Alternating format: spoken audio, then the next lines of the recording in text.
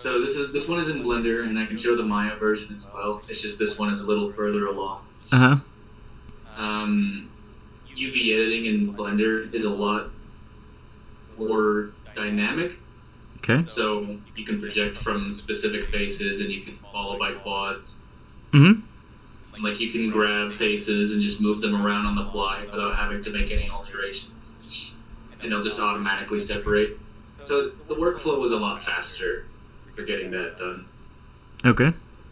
You pop open those. You can do the same in Maya, except taking the faces off like that. You would have to cut it, I guess. Yeah, so like it just basically automatically cuts. Like I think I can just grab vertice by vertice, and that'll stretch things out. Uh-huh. Yeah. But if I grab a face, it'll just pop out like that. Cut the face off, huh? Yeah. So, for the torso here, since all of it was white, I decided that all of these other like bits here were unimportant. So I just made them really small and stuffed them in the corner because it's just going to be white anyway. Yeah. Kind of like the head and... Yeah, and then I made sure that the front, where I was actually painting the texture, was occupying as much space on the texture as I could to make more use out of the resolution. Mm-hmm. Great. And then let's pop over to here. So I did a similar thing here. I probably could organize this a lot better, but one thing that was really cool about doing it this way is, or with Blender, I should say, is like this part here was actually attached to these two areas here. Mm-hmm.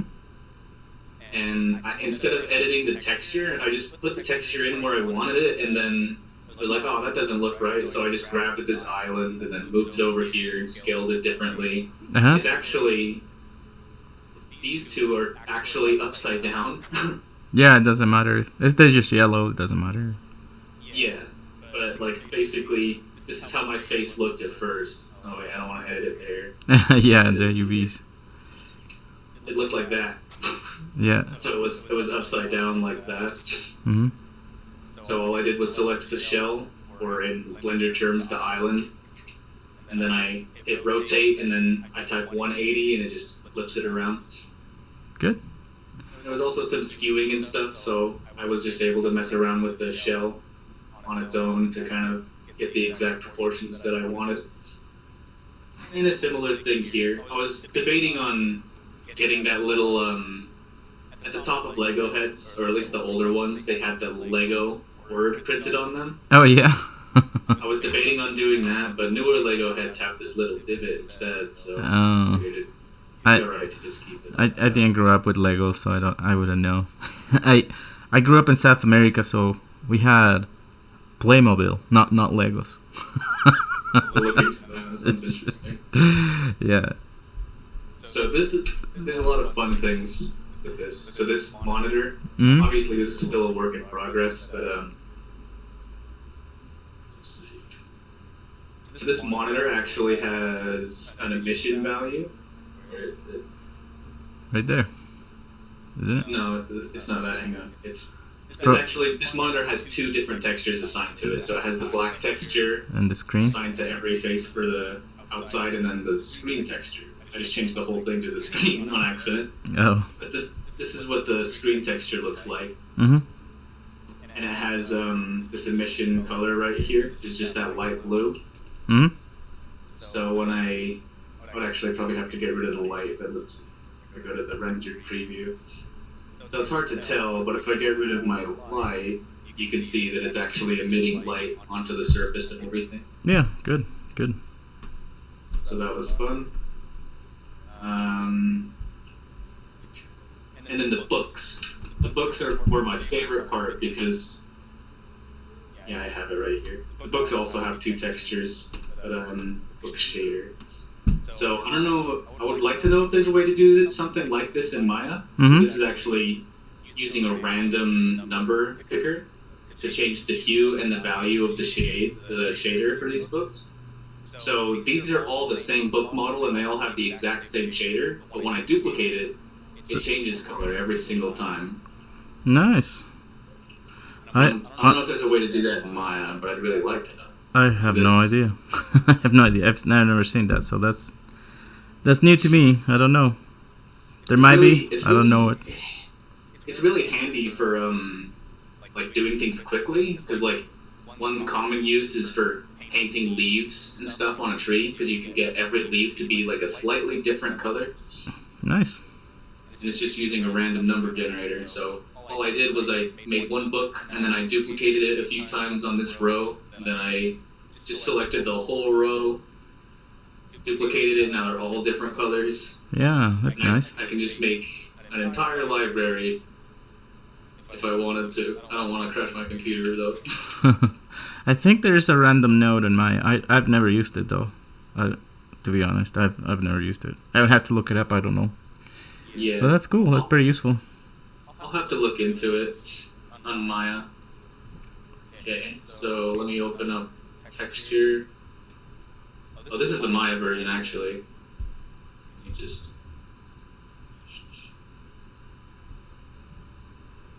I'll open the actual working file instead of the image itself Uh huh. because this is something else that was fun. Let me go ahead text. Okay. So this is actually a Clip Studio Paint file, Uh huh. and the textures I actually made them. Can I move this? The textures I actually made them using vector art, so it should be infinitely scalable without losing any fidelity. Nice. Like it doesn't get pixelated. Yeah, that's nice about Clip Studio. With with vectors for sure. Very nice. This Very is, enjoyable to draw with it. Yeah. And this is what the export looks like when you do it from Blender. It actually creates this little shaded square instead of just the lines. Uh huh.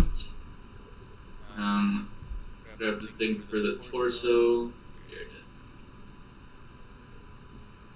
it is. Same basic thing. Nothing really that different there. See if I can find where I have the Maya one stashed. Actually, I didn't do the torso for the Maya one yet, just the head. So for Maya, I worked more with the UV itself, or like I did the work basically in Clip Studio instead of altering it in Maya. Uh huh. So let me close this now. Maya takes a while to launch, so let's give it a minute. Yep.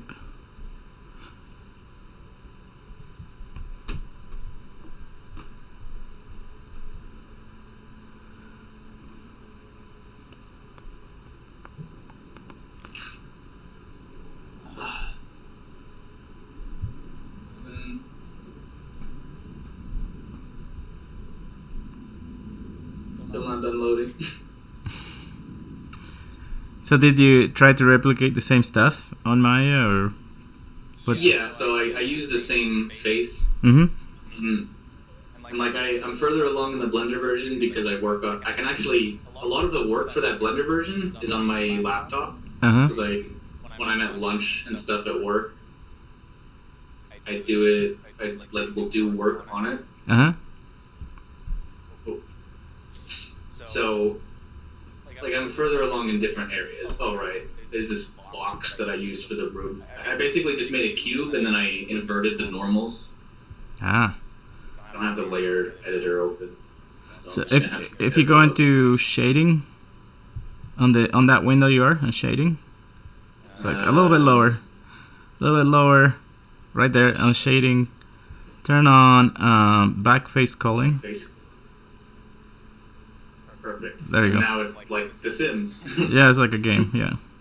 Yeah, perfect. That's actually really useful. Thank you. Yeah. So I haven't done anything with the books, but for this version, I've modeled this little mug. And like at first I made it a normal mug with a handle, but I figured a Lego guy wouldn't be able to hold that. Yeah.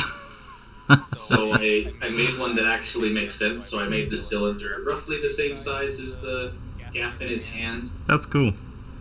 And this is, if you can't tell, this is a keyboard with no keys. Just have to make a little cube in it and duplicate it, I guess. Yeah, I can either do that or I might try doing it with textures. Yeah. I don't really have a whole lot of time, so I might just find some lazy solution. Yeah. Need to turn all these reference layers off, except the actual reference layer. Okay, now I can select things. Nice. I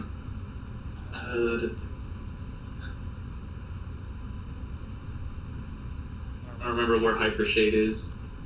Is under Windows, rendering editors. Hypershade, yeah. Or that little this ball on top. ginormous window. Yeah, it's huge. It's annoying. I would love it if I could like move this, but it won't let me go any further to the right. Yeah. I just wanted to show that I had a similar thing going on here where I assigned multiple materials to the same object. Great. If I could find it. Monitor right here. Okay, so this is just the normal. I'll just do that. This is just the outside of the monitor. Base color and then a little bit of specular just to, you can't really tell in this view mode. I think the only thing that will actually show off the shader is putting it in the Arnold viewer, which my computer won't be able to handle that while I'm also streaming this. Oh, okay. That's looking But nice. I also did You an put, emission, I think. yeah, it looks like it has emission there, so is that monitor screen? Yeah, emission will be on the right side there on the bottom. Or I guess you like looking at nodes, okay. Yes, I really like. I understand nodes immensely more than I understand this maze of menus. Yeah. But I don't like how all of the nodes for every shader you've ever made are in the same box. Yeah, you can Maya. if you select it on top and see those that square with arrows on it. Yeah, that will show just the one node. There you go. Perfect. Okay. Of course, in no, it's pretty similar in Blender. Like the node editor works very similarly when it comes to like selecting a node and then editing the options over here. Yeah. So where is it? Emission. Yeah. So basically, I went to emission and I changed it to weight 100 and changed the color to white. Yeah. And I'm not gonna render it, but what that basically does is it turns this white part, into a light source on its own. So when I do render it, it actually shows light on the Lego guy's face. Yeah. Great. And I think I bump mapped some of this stuff with procedural, like noise textures. Nice. I really wish I could get to this node editor faster. Yeah. Like hide all the unnecessary stuff. They want you to buy another monitor. I already have two. Yeah. Oh, but you can't share it too. Yeah. I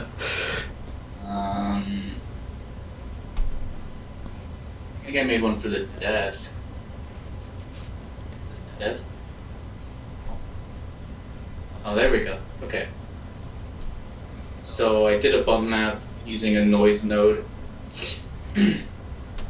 It's a bit strange, like whenever I make a bump map for Maya, I have to like go into the material itself and then I already forgotten the process. I think right here.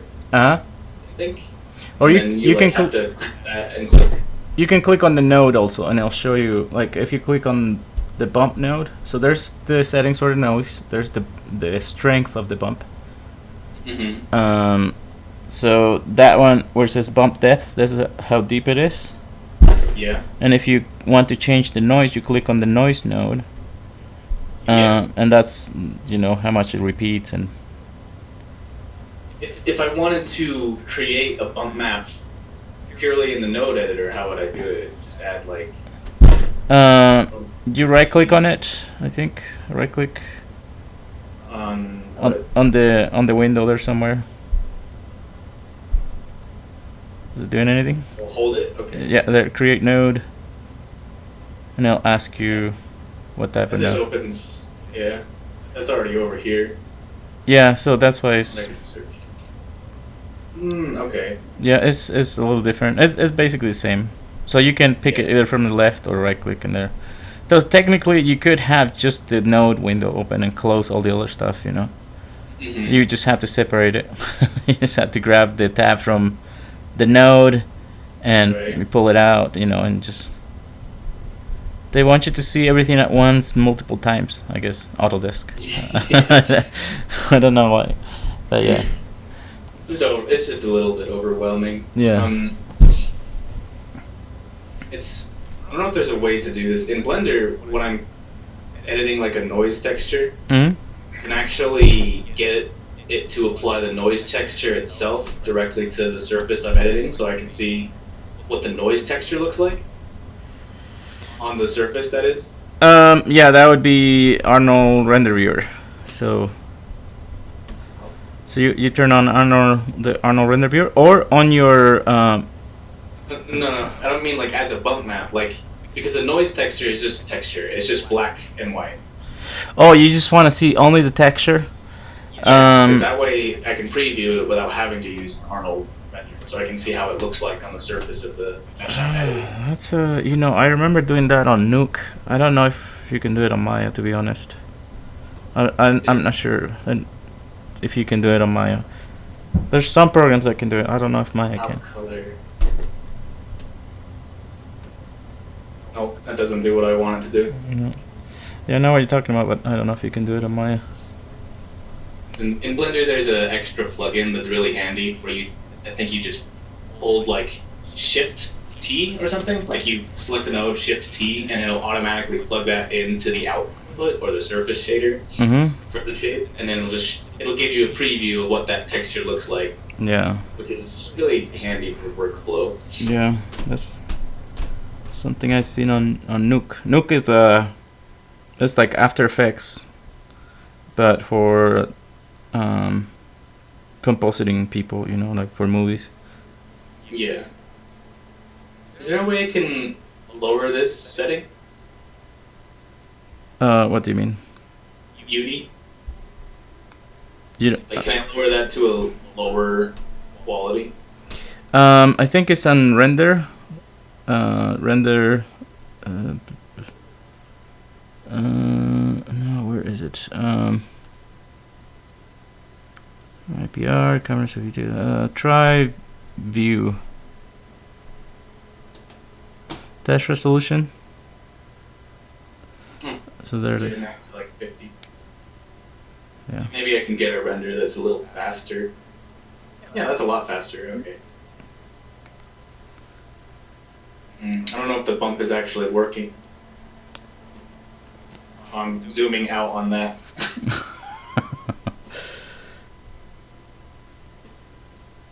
Oh, I think I just changed the resolution with the mouse wheel. Oh, did you? No, it's still 50. It's all pixelated though. That's weird. What happened? I'm not sure. I was zooming out on this and then it zoomed out. Like it zoomed this out. No. It's trying to catch up. See, because when you move it, it tries to render every time. So at first we'll show pixels. Yeah, maybe stop it and hit it again. No, I think the resolution changed somehow. Huh. Because it just renders instantly at that resolution. That's weird.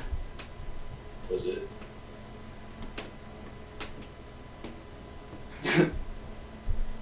Yeah, I did some weird hotkey combination. Oh no. Accidentally that seemed to have caused this, so now I can't really show any renders. But it's looking nice as far as I could see. It's good that you're trying both. See if you can duplicate one thing on the other. That's for sure gonna cross your wires on your brain, but it's gonna make you more hireable for different jobs. So that's great. Great, good job. And this is the last thing I'll show. I know I'm eating up too much time. Sorry. No, you're good. Let's see. I gotta remember where it is again. Hypershade. I don't think I did it on the desk, or like I didn't do it properly, but I know I did on this dirt. So I added a noise texture that actually showed the bumps in the dirt, basically. Great. Just reset. Okay. Yeah, there it is. There's a bump. So yeah, and you can tell that's not actually in the physical geometry. Yeah, it's just a bump. It's Yeah. these little bitty bumps. Nice. I might want to actually texture the dirt because I don't like how just flat it is. The color. In terms of yeah. It just looks like pudding. It's really weirdly lumpy. Chocolate pudding. It's sitting out by the windowsill in the sun.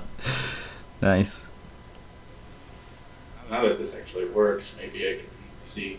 Because I did put a noise texture on this desk, but it's like not visible.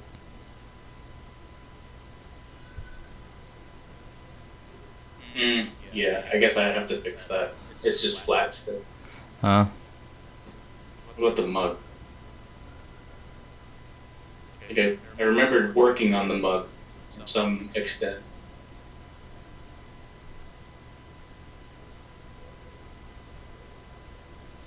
It's really hard to tell.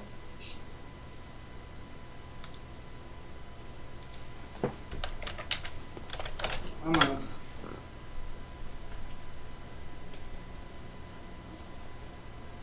may have made it a little too subtle. Yeah, you might need to give it a little more value. Alright. Nice. I'll take it up there. Good job, sir. Anybody else? Thank you. Yeah, good job. Anybody else wants to share their scene?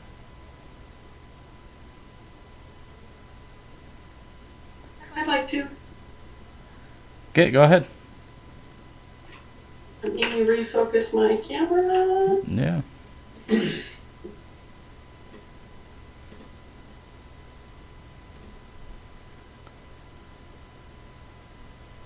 My scene! Ta-da! That's looking really cool. Very nice. Oh, not focus on that anymore. Focus on that instead.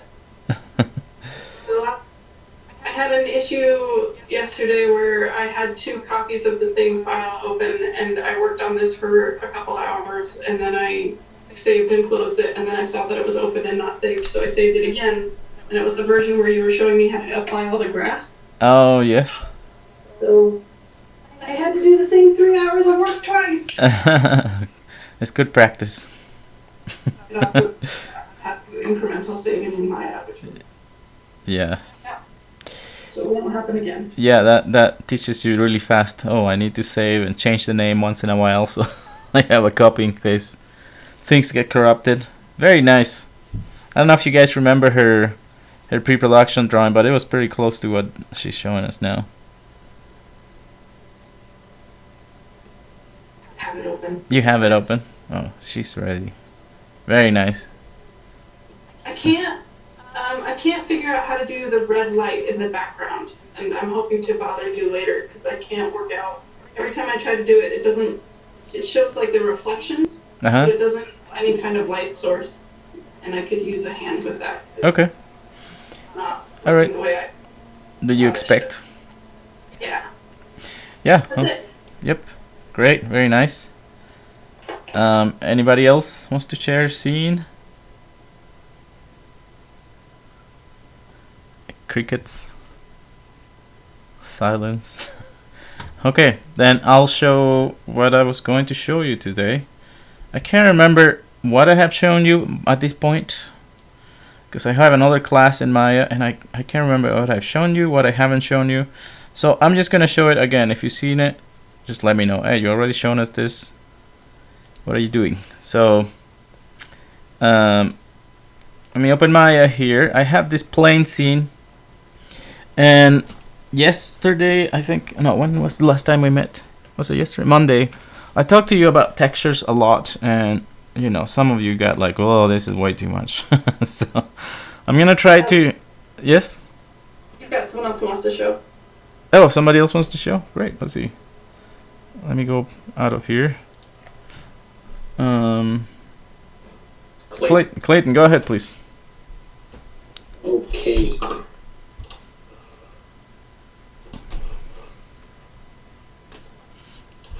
So, I haven't done much as far as coloring goes, but I have a hallway going. Nice. And a little clone guy Very nice. just looking out a window.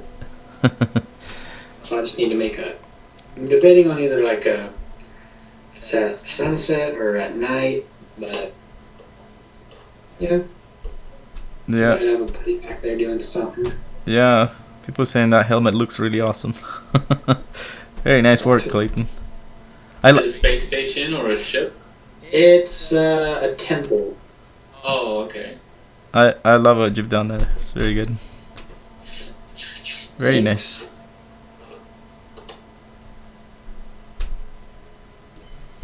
Okay. All right. Good job, you guys. You're doing great. I'm glad you're sharing. You know, this is when you get to be proud of yourself and pat yourself in the back and get some feedback. So it's good. So I'm going to go back to this, and I can remember what I've shown you guys or what I haven't shown you. So I'm going to show a few things again. So before texturing, you obviously need to do UVs. There's things that are simpler like this. Let's say you've modified this wall and you made changes to it. You just want to quickly get some UVs in there so you can start texturing or adding textures. What I would do is, just go UV planar and pick the axis that's in front of it. So this is the Z axis. So hit apply. Those UVs are done. Same with this. This has a little bit of a different shape, but I don't need to complicate my life with cutting too much, or I guess you could. I could just select these faces in front. Just paint the selection. Come on. I guess I gotta be closer here. It doesn't want to select the faces for some reason. Well, let me change the regular selection. Just select this, pick the front axis to it. Which, if you don't know which one it is, you can even look at the axis thing down here at the bottom left corner, or turn on the move tool and you'll see, okay, it's the x-axis. So apply. Those are the UVs, and I guess I selected more faces that I shouldn't have. I'm not too worried about it. I could just select this face to this face and then grow my selection by hitting Shift plus. I could do a projection from up and down, or go back to UVs here, the menu, and I could even do a cylindrical projection. It gives me this cylinder, but I know it's wrong, so I'm going to rotate it. To rotate it, you just click on this little cross. It gives you this half pipe here. So I'm going to rotate the pipe. I'm going to oops, went away here.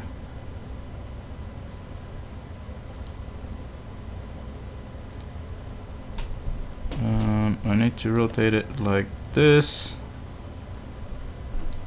and like this. So the UVs for that are done. Let's say I have this complicated shape. Is a desk I model, and I don't know how to UV it. I could go plane by plane. I could take this plane, project it from the top, this plane, project it from the side, and then organize it on the UV editor. So right now the UV editor sees this mess here. Let me just select this guy so it shows you only that. So that's what it sees. You could just cut it, or use the 3D cut and sew tool, and just start cutting things and organize it by hand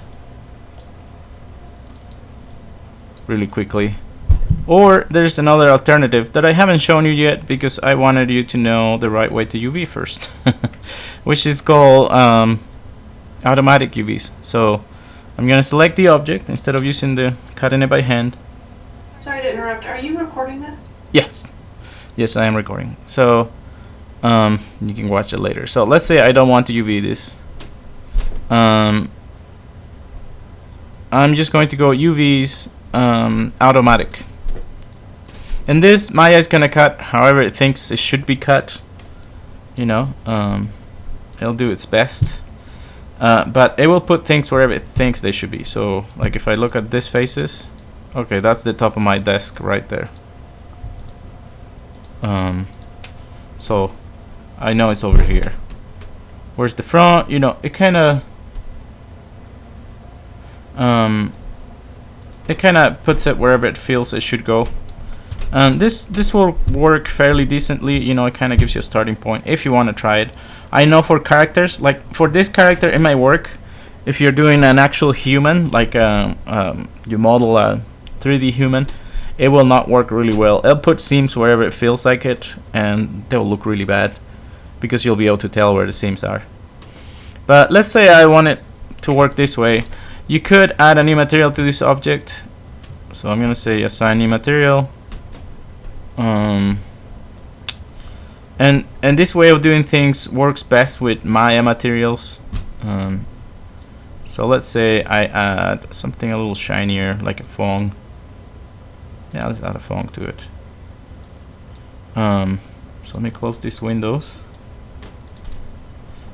And on the attribute editor, the last tab on my attributes will be the material. So right now it's keeping a history of all the things that I've done, which makes Maya slower. So usually I select the object and delete the history. This is the delete by type history button. Now all that history is gone, and I can see my two tabs for the object, and the last one is the material. So I'm gonna name it so I can find it easy.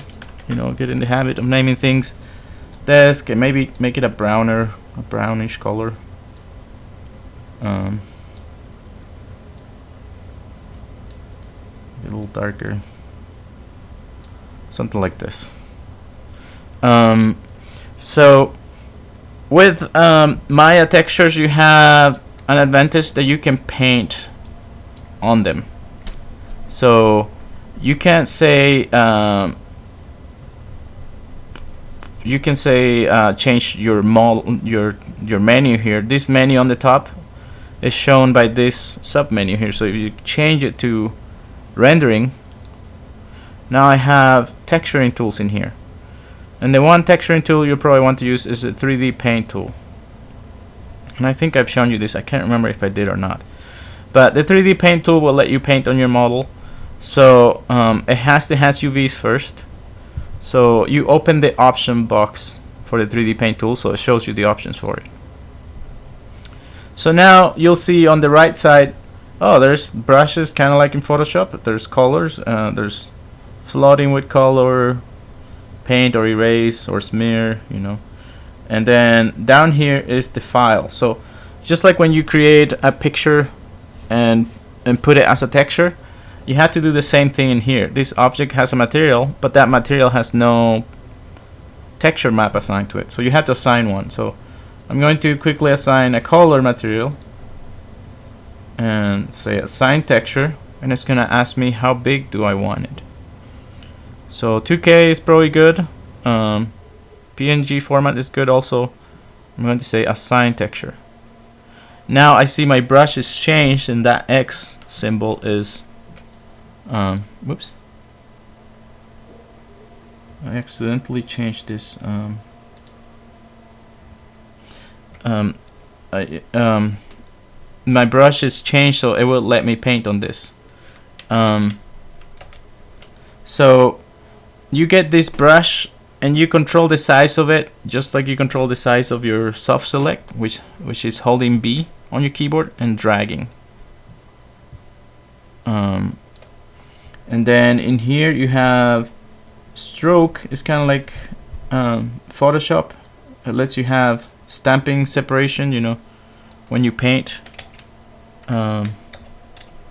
you can make your brush strokes smaller. Let me see. Let me show you what I mean. So I'm gonna make the brush smaller, and if you increase the stamping, this is kind of like what you see in Photoshop. So if you want to put like little stamps of paint instead of all at once. Your color of the brush is up here in the opacity, so you can click on the swatch and pick a different color. I don't know, some light brown. Then there's the tip of the brushes, so you can switch the, you know. Oh, and I gotta turn down that stamping again. You know, so you can paint other stuff here really quickly. You know, quickly put some textures down.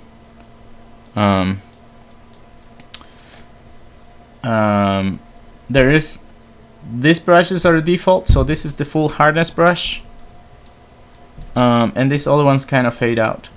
You can add other brush tips on this folder here. There's a bunch of brushes that Maya's made for you. If you click on them, it'll give you a preview of what they look like. You can make your own, they just have to be black and white. And you know, let's say you like this brush here, that's furry, gravel. Let's say I like this brush, so I'm gonna use that brush tip instead. So I'm gonna say open. Now that's the brush tip I'm using now, so I can paint with that tip, or even increase the stamping. You know, just to put splotches, like how deep, opacity. Let me do a different color so you can see what I'm doing. So, you know, it'll reflect the brush tip. So, that's a quick way to get texturing. Another way is working with nodes. So, I know some of you may like nodes. So, let's say I wanted to texture this with nodes. So,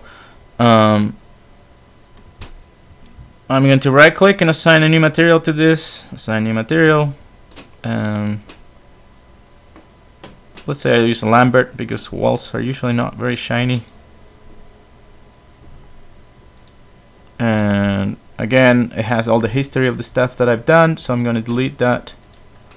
And there's my Lambert. I'm going to name it wall.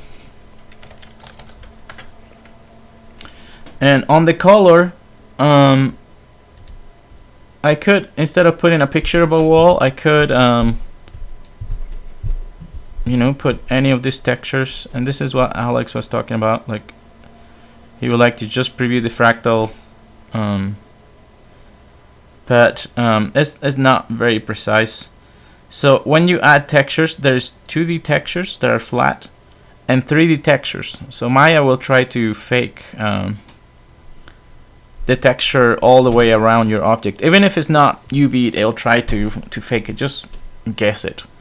It's better, it always works better if you have UVs on it. So let's say I put a leather texture. I don't know why I would do that.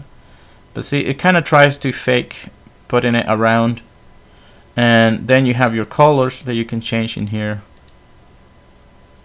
So it will change your colors in here.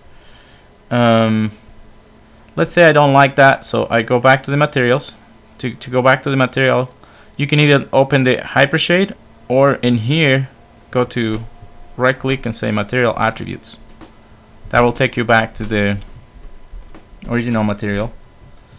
And you can always disconnect what you've done. You can say break connection. All I did here is click on the color with the right mouse button and say break connection. So that will break that connection to it. I could add something different, like, I don't know, a gradient, which are called ramps on Maya. So that kind of can give it a little bit of dirt on the bottom. You know, you can change this color here. Where's the color?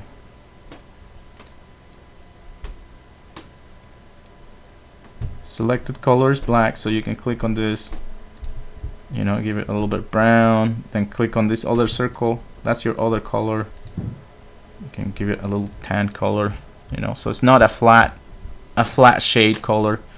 You'll just have to play with the settings. Like this adds noise to your texture. You know, this is how a lot of people makes metal, you know, adding noise and waves to texture. So this is just experimenting basically.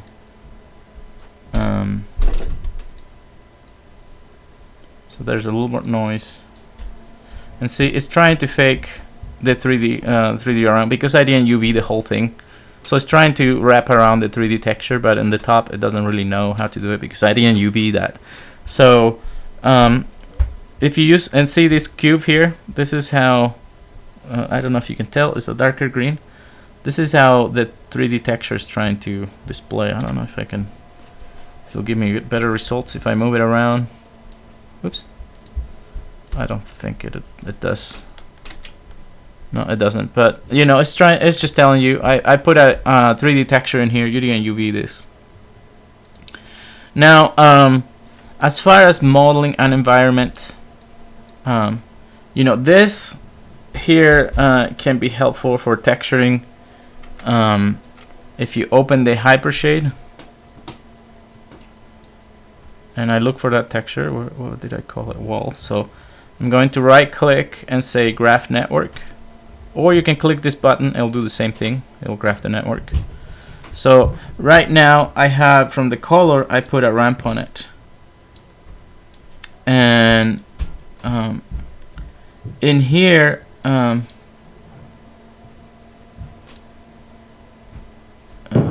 I lost my train of thought. Well, it'll come back to me. It'll come back to me later. I don't know what I was talking about. I forgot now. All right, so let's talk about duplicating things. So some of you may have some organic terrain, or some of you might have things that repeat a lot. So in Maya there's a special way to duplicate things. So let's say you're modeling an outdoor scene, you have some kind of telephone post, and you want to duplicate it. I know there's arrays and things like that on other programs like Blender. In Maya, there is that too, but there's something a little more freestyle. Let's say I wanted to make this a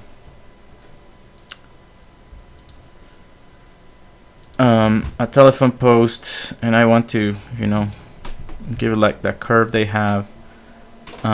If you go back to modeling, this deform tool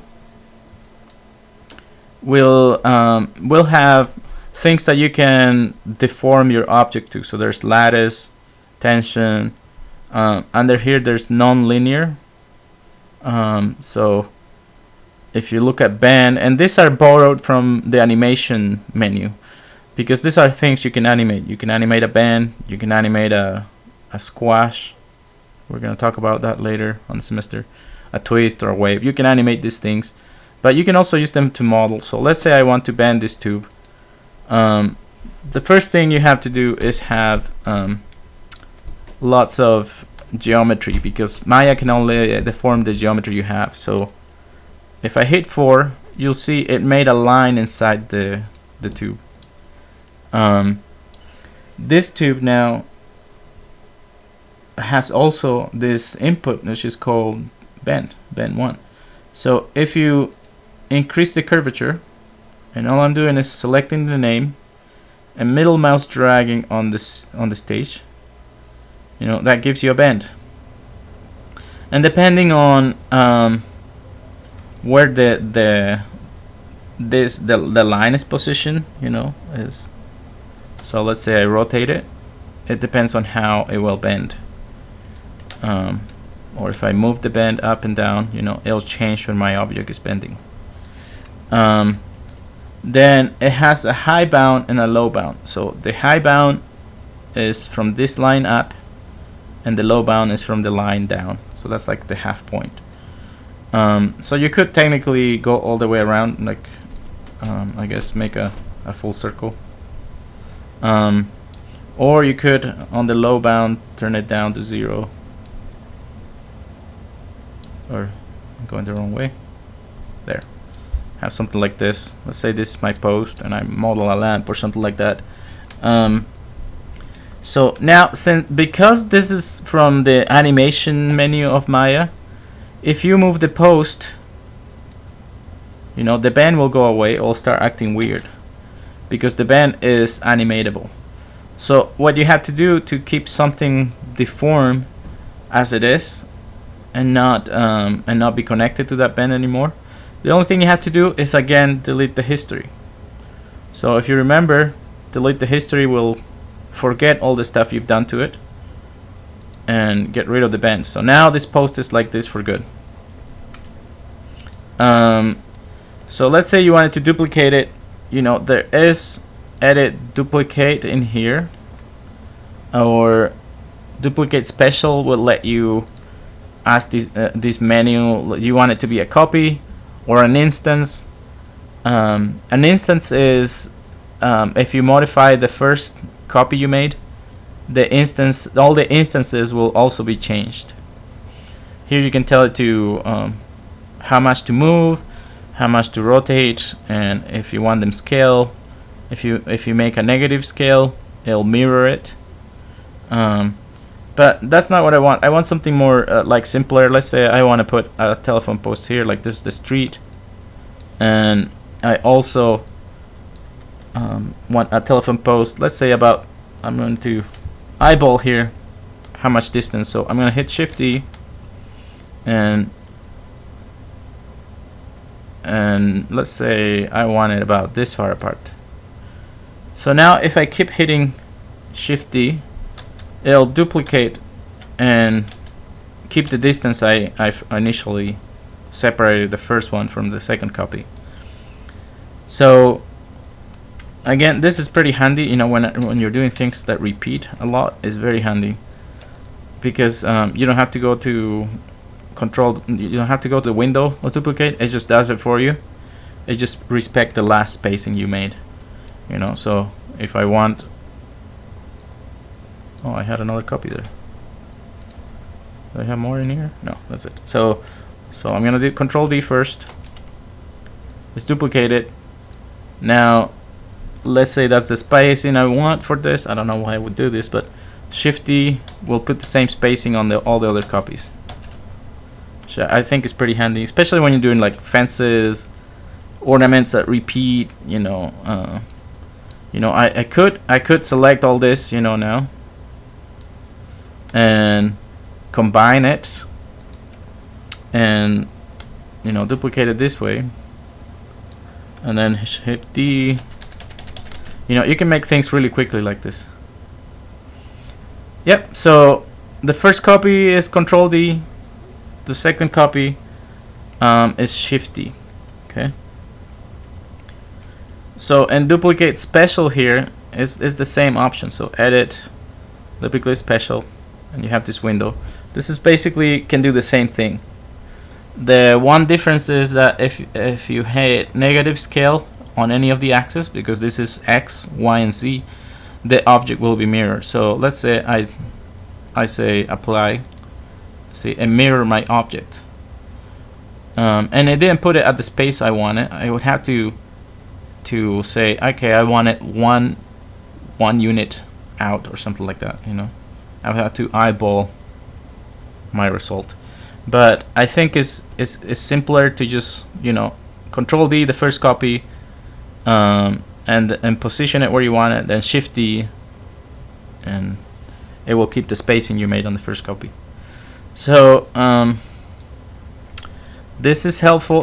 That's what I was thinking when I saw Alex's keyboard. You could make just one little square that looks like a key, and then just Shift D the next copies. It'll give you the same spacing and that you want. Then group or I'm sorry, not group. Combine all those copies together. Duplicate one row of cubes, or one row of keys, and make the next key on the keyboard. There is also we haven't played with this much, but it's the sculpting tools in Maya. So did I show you sculpting tools? Anybody? remember me showing sculpting tools? I don't think I've shown it to the class in general. You did a little bit. Okay. Very briefly. Okay, so let's say you're not working on a hard surface environment, like you're on the ground somewhere outside. You would want to sculpt the ground, or I guess you could grab points, and move them, or use soft select. Hit B on the keyboard and turn on soft select. With B, adjust how big the soft select is, and kind of move points like that randomly. So that's one way of working. The other one is with sculpting tools. So sculpting tools are on the third tab on the top here. So there's your most used tools. Then the third tab is sculpting tools. So you have your object selected as soon as you click one of the brushes. So these are all the brushes you can use, and you will have to experiment with them. So, but the one you'll use mostly is the first brush, which sculpts, and the second one smooths. So those two are the most used. Probably grabbing will be another one you'll use a lot, or flattening. So as soon as I click one of those, you'll see your object turns black, like the mesh on it turns black. Same thing with the brush. The size is B. So the size of the brush is B. The strength of the brush is M, and it's that little line on the middle of the circle. So again, to adjust the size of the brush, I'm holding B. So I'm holding down B and dragging at the same time. M is the strength, and is that little line that comes out of the brush. So from that line to the edge of the circle, it will fade out. So now if I start sculpting, this is a little bit quicker, that grabbing points and moving them. The problem is, to get something detailed, you need more geometry, because Maya can only move the points you have. So right now I don't have very many points. So you can add more vertices on the surface. If you go back to poly modeling, this shortcut right here is called smooth, and basically what it does, it adds more points to it. So you click on it. Oh, I had something selected, so let me undo that. So let me select the whole thing, I guess. When you click on it, it'll give you this menu. It'll divide every polygon in once. So each polygon now is 4. And in here, if you need more, you can just drag on the name divisions, and it'll give you more divisions. So now when I go to sculpting, I have more points to move around. Oops, I gotta select it first, I guess. I have more points to move around, so I can make more detailed, intricate stuff. I have more points to work with than before.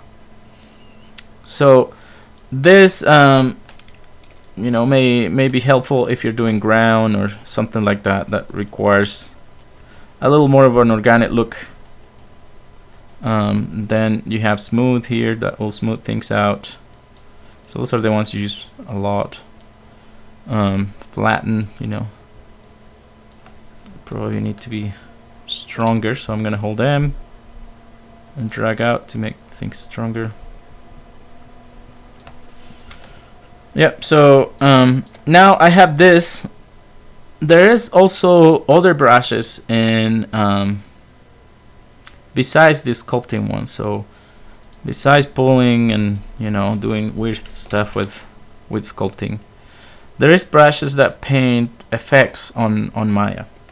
So I haven't shown them to you yet, because I want you to learn to model things first. So that's why I put it to the end, because if I showed it first, nobody would learn to model a piece of rock or grass or anything like that. So it's not that I'm mean. I'm just trying to be prepared for the world, for the cruel world of art. So you need to know how to model things, But there is And let's see, where is it? On this menu here called Generate, there is in here a bunch of brushes. So you can say get brush right there, and this will open a window with all the brushes that are available in Maya. So there's animals, buildings, clouds, and things like that you can paint with. So here's flowers, food, and there's a bunch of stuff in here. There's grasses. Somebody was asking me about grasses. Not all the brushes would work. Some of them are old, so they won't work. So it works the same way. You know, you paint with it. The size of the brush is B, and that will determine the size of the grass too. Whoa, that's too big. So just click and drag holding B on the keyboard, and that'll say how big the brush is. Now, if you notice, it painted not on my surface. It just painted right on my grid. So to have it paint on your surface, you have to tell Maya, I want to paint on this. If not, it's just gonna paint wherever your mouse is. So it might paint over there, and that's not what I want. I want to paint this surface that's lumpy and not evenly. So you had to go back to Generate and say make paintable. So that's gonna tell Maya, oh, that's what he wants to paint.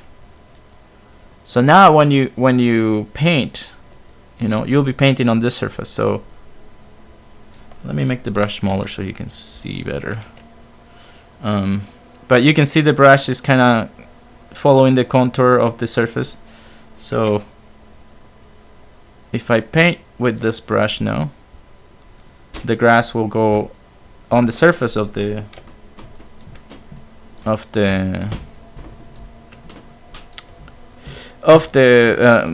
plane that I distorted here. Now you can combine this with a texture. So you could go back to texturing here and get creative, I guess, which is under rendering.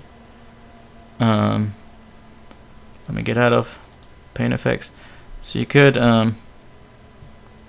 use the 3D paint tool and paint the surface here. You first have to assign a texture to the ground on the color. Again, it's gonna ask you the size. You say assign, and now I can start painting, right? I can start painting with whatever brush tip I want, whatever color I want, and whatever stamping I want, which I don't like this stamping too much, right? So you can get pretty creative. You can combine stuff, you know, you can get different brush tips with different colors and get texturing pretty fast, you know. That I think the slowdown is the UVing usually. So that's why I show you there is automatic UVs. A lot of the time you can get away with just an automatic UV, or just putting a shader, a material on it, and on the color node you can add a gradient or a noise and modify the noise, you know. One last thing is clothing. There is clothing is fairly simple, but it works the same thing than this plane. So when I first tried to sculpt this plane, I had really very few points to work with. So I couldn't sculpt it as detailed as I wanted, so I had to add more points. So with clothing it's the same. Maya can simulate a clothing wrinkling, but if there's not enough points on it, it won't work the right way. So I'll show you here really quick. Let's say this bed needs a sheet or a blanket or something. So I'm just going to add another plane, make it a little bigger so it kind of fits the bed better. I'm going to put it kind of here on top of the bed, and I could, you know, moving points and stuff like that, moving, sculpting, try to make the bed wrinkle, but I'm too lazy to do that. So can you just do it for me, Maya, please? You know, I don't. That usually doesn't give you what you want usually. But and clothing is a little bit different. So same thing. I'm going to add subdivisions with this smooth button and give it more so it has. That might be too much. Let's say that. So it has something to move around, something to wrinkle. So and clothing, there's just two parts to it. So one is the clothing, the cloth part, and the other one is a collision or whatever that clothing is colliding with. Like in case of yourself, it would be like your body's the collider, and your clothes, you know, will fold around it. So I'm going to change my menu here from, I guess I wasn't rendering, to effects. And now I have a different menu up here and I see end cloth in there. So I can tell Maya I want this to be a cloth, create end cloth. And now, what is it saying? Safe mode, because it doesn't support nodes were found, blah blah blah. Okay, so I think sometimes it gets a little picky, but if you look at the list of items, there's your end cloth. So this will simulate cloth as soon as you hit play on the timeline. So I'm going to say the cloth is going to collide with this, and let's just say the floor too. So I'm going to combine these two and say this is going to be my collider. So where's cloth? Create a passive collider. And then all I have to do is hit play and the simulation will work. And every time I rewind, the simulation will simulate again. Every time you hit play, it will try to simulate.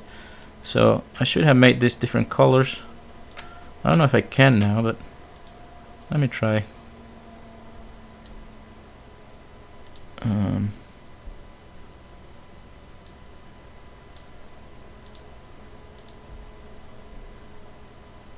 Oops.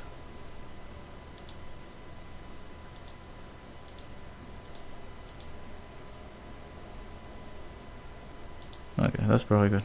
Okay, so every time you hit play, it will simulate again. So if I hit play now, you know, the cloth is gonna come down and, you know, do what cloth does if you were to drop it from a distance. I don't know if it's slide off like that, but if it's too slippery, you can select your collider. And let's see. So there's end rigid. Where is the and in here it has stickiness setting. So I just selected the ground and the bed, and you can see in here the first thing is collision, collide strength, friction. I guess I could put friction, but stickiness will make it stick to it. So I'm gonna just crank this up, and again if I rewind and hit play, it will simulate again with that level stickiness. So let's see if it'll stick to it. So yeah, stay put this time. But that's too neat. Let's say I rewind, and this time I select the clothing. I want it a little more wrinkle. Maybe put it in an angle like this. So it kind of falls weird. Maybe a little bit more even. And then hit play again. Let's see what happens. That's a little bit better. It has a little more wrinkle to it. And the simulation will keep playing until the physics of it say, okay, we wasted all the energy this thing had for moving. You know, you kind of have some momentum, so you'll see wrinkles moving for a long time. Sometimes you have to give, like, this animation has 120 frames. Sometimes you'll have to give it a lot more time. So let's say it goes to 120. You can't make it be 3000 frames, so you can wait till it's done and see one frame that you like. So I'll rewind it, and then you can be watching your simulation for a long time. But let's say you like this, you know, You just don't want to have the end cloth and all the other stuff that is attached to it. You don't want it to simulate every time you play. You could, select the object and duplicate it. So I'm just hit Control D, move it to the side, and delete the history on this. And just like with the band, the history of that simulation will be gone. So I'm going to hit delete history up here. Now if I hit play again, that second cloth is not moving or simulating anything. It's just staying put. Now I could sculpt on it and give it more detail if I wanted to. Some of you may have capes and things that you may want to simulate, things like this. So I would just combine your model, your guy, put a plane that's kind of close to where the cape would be. If you remember, capes are not just a flat plane. They probably have some curve to them. I don't know if you ever made clothing or you've gone to a convention and wear a cosplay costume. You probably know what patterns capes are. You have to go with the same rules. If you want it to look right, you would apply the same rules to your mesh. But if you wanted to stay put, let's say I wanted this to stay put, like the neck of my models over here, and I want it to stay put. All you have to do is select those vertex. Let's say, let me see if I can pick this like that. Oops. Vertex. What the heck? Why can I not select it? Vertex mode. Well, I guess I'll have to do it by hand. It's trying to pick the other stuff.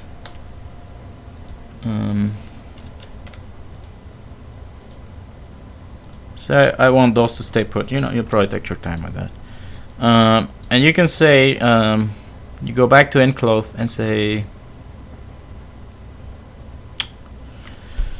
where is it?